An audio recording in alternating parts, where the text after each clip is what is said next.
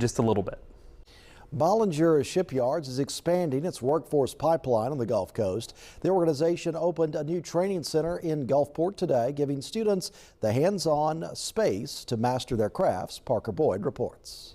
You gotta continue. Bollinger Shipyards is betting on the next generation of Gulf Coast shipbuilders, and it's putting 7,200 square feet behind that bet. Our mission is workforce training. Bollinger opened a new workforce training center at its Gulfport facility in partnership with Mississippi Gulf Coast Community College. Bollinger had the opportunity and I took it. The new Gulfport Center gives students like Devin Harris hands-on space to practice the skills they need on the job, from structural welding to electric work to pipe lifting.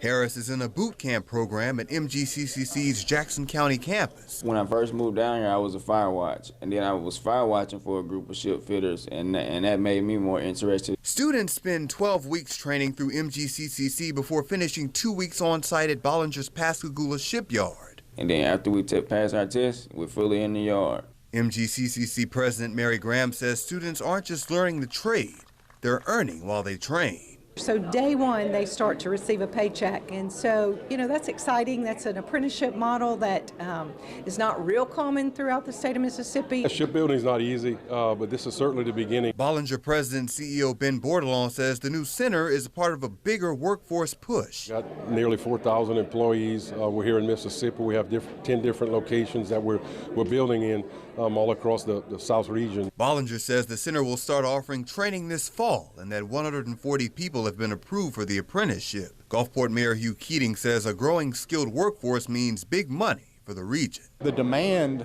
for skilled trades and crafts is there. Like other shipbuilders on the coast, there's a lot of growth opportunity, and they need trained and skilled workers. For Harris and his classmates, every weld and lesson brings them one step closer to a career in the yard.